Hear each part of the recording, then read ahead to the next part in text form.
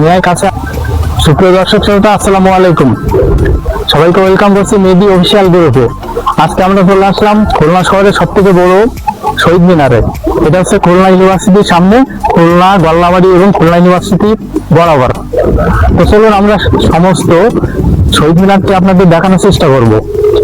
আজকে পরন্ত বিকালের সুন্দর একটি মুহূর্ত আপনাদেরকে নিয়ে আসলাম খুলনা গল্লাবাড়ি শহীদ মিনারে। 1971 সালে পাকিস্তানি বাহিনী কর্তৃক স্থানীয় শহীদদের স্মরণে নির্মিত স্মৃতিস্তম্ভ।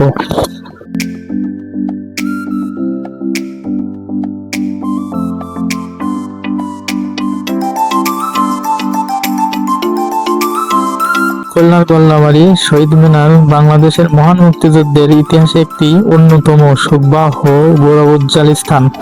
1971 সালে স্বাধীনতা যুদ্ধের সময়, বিশেষ করে এপ্রিল থেকে ডিসেম্বর পর্যন্ত, পাকিস্তানি বাহিনী ও তাদের স্থানীয় দোসররা এই এলাকায় অগণিত বাঙালি ছাত্র ও বুদ্ধিজীবীকে নির্বিচারে হত্যা করে ময়ূর নদীর পাড়ে ফেলে দিত।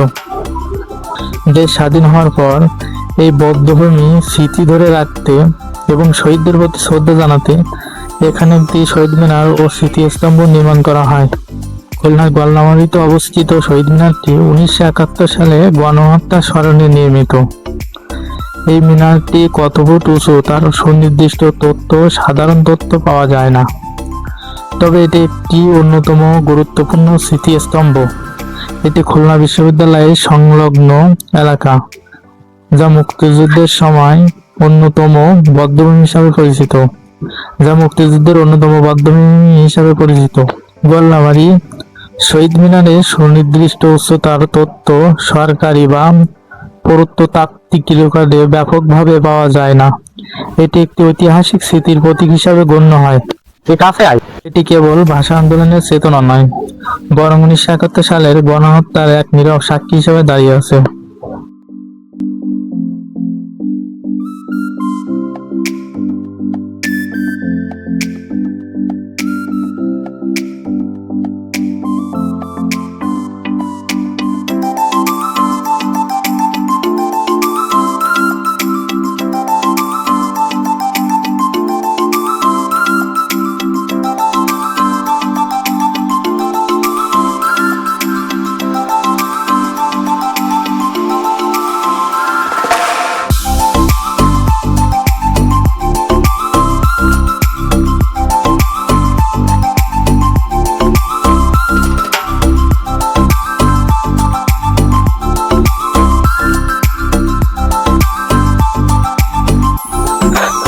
তো প্রিয় ভিউয়ার্স, গল্লাবাড়ি শহীদ মিনার সম্পর্কে আমি যতটুকু পেরেছি বলার চেষ্টা করেছি।